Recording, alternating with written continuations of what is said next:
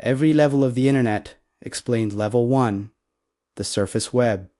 This is where everyone begins. The internet's front door.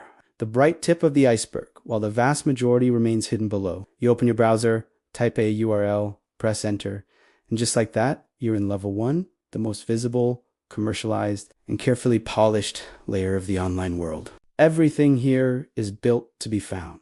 It's the glossy storefront of the internet, fast, colorful, and constantly moving. Search engines crawl through it, nonstop, indexing billions of pages so you can discover almost anything in seconds. News sites, social media, video, platforms, online stores, this is where they live. Floating calmly on the surface web runs on familiar foundations, HTTP and HTTPS, the protocols that shuttle data between your device and remote servers. Every click sends a request. Every request brings back a response. It all happens so quickly you rarely think about the machinery underneath. But behind the convenience, systems are always watching. Cookies log your activity. Ads track your attention. Algorithms quietly reshape what you see, all designed to keep you engaged. Here's the twist.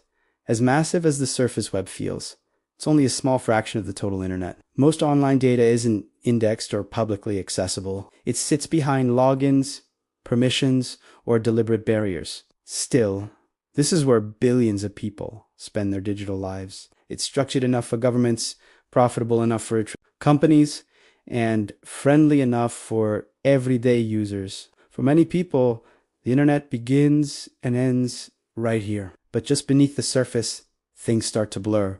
Level 2, the Bergy web.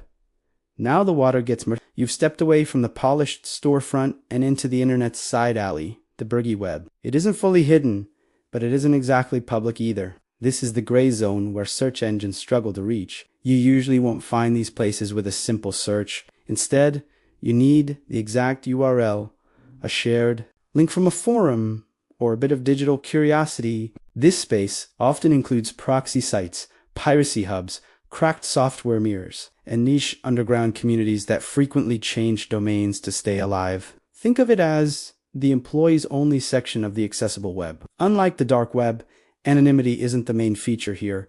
Accessibility is. These sites still open in a normal browser. They simply avoid the spotlight. Because of that, the environment feels more unstable. Pages vanish overnight, domains shift, and communities migrate constantly. The tone changes to fewer polished brand pages, more raw text, more pseudonyms, more unpredictability. It's the wild frontier of the still reachable internet. And below that frontier lies something much larger. Level 3, the deep web. Now you're officially beneath the surface. The deep web isn't sinister, it's simply private. In fact, it makes up the overwhelming majority of the internet. Anytime you log into your email, check your bank account, access cloud storage, or open private records, you're already here. These pages aren't indexed by search engines because they require authentication. Without the right credentials, the doors stay closed. The deep web exists because privacy has to exist. Not everything online is meant for public view. Universities store research databases here. Companies protect internal systems. Hospitals secure medical records. Governments manage sensitive infrastructure. It's the quiet machinery that keeps the modern digital world running. Technically, it uses the same web foundations as the surface, but with an important difference. Many deep web pages are generated. They appear only when an authorized user requests them, then disappear again. If a site asks you to log in, chances are you've entered the deep web. But beyond private access lies something designed for anonymity. Level 4, the dark web. This is where the internet stops feeling familiar. The dark web requires special software, most commonly Tor, which routes your connection through multiple encrypted layers across global nodes. The goal is anonymity. Your location and identity become extremely difficult to trace. This environment attracts two very different groups. On one side are journalists, activists, and whistleblowers, using anonymity to bypass censorship or communicate safely. On the other side are criminal marketplaces and scams that exploit the same privacy protections. Historically, notorious marketplaces have appeared and disappeared here, often shut down by law enforcement only to be replaced by new ones. But it's important to separate myth from reality.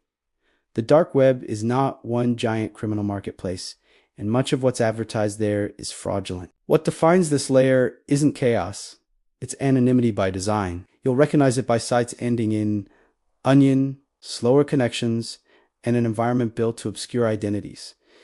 And beyond this point, the map becomes speculative, level 5 and beyond. Myth and internet folklore. Stories about layers like Mariana's Web, the mediator layer, or the fog circulate widely online, but there is no verified technical evidence that these structured levels exist. They persist because they capture something real. Our growing awareness that the internet is vast, complex, and largely invisible to everyday users. But in practical cybersecurity and networking terms, the widely accepted breakdown ends with surface web, deep web, dark web. Everything deeper tends to belong more to conspiracy culture or metaphorical descriptions of data decay in abandoned infrastructure. That doesn't mean the internet is mysterious, only that its real complexity is architectural, not mythical. The truth is simpler and stranger at the same time. The internet isn't a neatly stacked set of secret floors. It's a sprawling, constantly evolving network of public pages, private systems, hidden services, and forgotten fragments growing messier every day. And no matter how deep you go, it never truly ends.